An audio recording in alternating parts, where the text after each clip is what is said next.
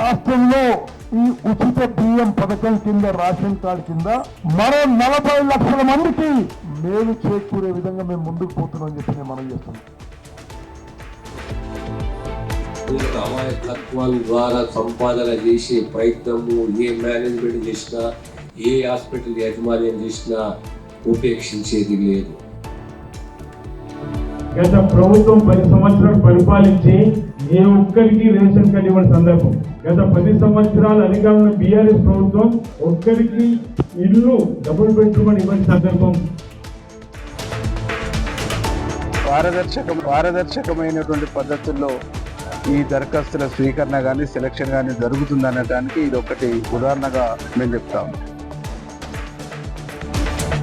చంద్రబాబుతో కయ్యం అనేది టోటల్గా బీజేపీ ప్రభుత్వం యొక్క ఉనికికే ప్రమాదం అని తెలిసిన తర్వాత తగ్గుతున్న పరిస్థితి ఉన్నప్పుడు కూడా పవన్ కళ్యాణ్తో తను ముందుకు వెళ్ళి ఏ విధంగా టీడీపీని పక్కన నెట్టాలనే వ్యూహం నిరంతరం ఆలోచిస్తూనే ఉంటుంది.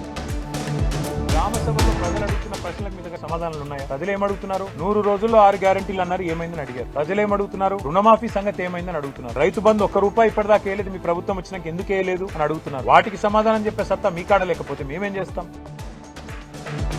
సగం చేయడం మొత్తం అయిపోయిందని చేతులు లావట్యం. రా, దమ్ముంటే ఊర్లోకి రా, గ్రామ సభల్లో రా. ముఖ్యమంత్రి రేవంత్ రెడ్డి, నువ్వు హైదరాబాద్ లో కూర్చుండు కాదు, ఏ ఊర్లో గ్రామ సభకు వస్తావో రా, నేను కూడా వస్తా, పోదప్ప. ప్రభుత్వం పోయినాక కొంచెం పిచ్చి మాటలు మాట్లాడారు, కానీ ఎప్పుడైతే ఈ ఫార్ములా రేసులో ఏసీబీ వాళ్ళు పిలిచిన తర్వాత ఈయన పూర్తిగా మతి భ్రమించి ఏం మాట్లాడుతున్నా పిచ్చిగా మాట్లాడుతున్నాడు. ఈరోజు ముఖ్యమంత్రి గారేమో రాజభోగాలు అనుభవించడానికి విదేశీ పర్యటన చేస్తూ ఉంటే, ఇక్కడున్న మంత్రులేమో మరి విహార యాత్రలకి, తమ నాయకుడు రాహుల్ గాంధీ చుట్టూ ప్రదక్షిణలకే వారికి సమయం సరిపోతలేదు. మూసీ ప్రక్షాళన కావచ్చు, మూసీ పునరుజ్జీవనం కావచ్చు, రెండు కూడా కేసీఆర్ గారి మదిలోని ఆలోచనలే. దానికి ప్రణాళికలు కూడా సిద్ధమైనాయి. కానీ ఇవాళ కాంగ్రెస్ ఏంటిది, మూసీ అంటే దాన్ని ఒక ఏటీఎం లాగా తయారు చేసుకోవాలి. 200 మంది పోలీసులు ఉన్నది 100 మంది అలా, ఇద్దరి మధ్యలో ఒకరు మొత్తం ఊరు చుట్టూ బారికేడింగ్ చేయాలి, ఊరు చుట్టూ చెక్ పోస్టులే. నిజంగా నిరసన చేయదలుచుకుంటే, ప్రొటెస్ట్ చేయదలుచుకుంటే ఈ పోలీసులు ఆపగలుగుతారా మమ్మల్ని? అడ్డు పెట్టుకుని ఈ ప్రభుత్వం మనుగడ సాధించగలమని చెప్పి అనుకోవడం పొరపాటు. సప్త సముద్రాల అవతల ఉన్నా సరే లాక్కొచ్చి మిమ్మల్ని ఖచ్చితంగా మీ ఒంటి మీద ఉండేటువంటి బట్టలను ఓడదీస్తాం తప్ప మిమ్మల్ని విడిచిపెట్టేటువంటి ప్రసక్తి ఉండదు అనేటువంటిది సందర్భంగా తెలియజేస్తున్నాం.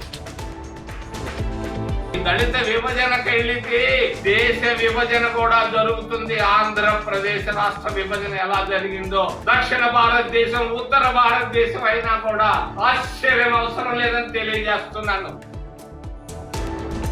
అసలైన పేదవాళ్ళకి ఇస్తాం, పారదర్శక విభజిస్తామని చెప్పారు. ఆ మాట కట్టుబడి ఉండి గ్రామ సభలు పారదర్శక నిర్వహించండి, అరులైన నిరుపేదలకు అందించండి, మంచి పేరు తెచ్చుకోమని చెప్పేసి ఈ సందర్భంగా విజ్ఞప్తి చేస్తున్నాం. రాబోయే కాలంలో నీ చిట్ట మొత్తం తీస్తా. త్వరలోనే నువ్వు చేసిన పాపాలు, నువ్వు చేసినటువంటి అరాచకాలు, అక్రమాలు, పాపాలు, లూటీలు, అచ్చంపేటను లూటీ చేసినావు.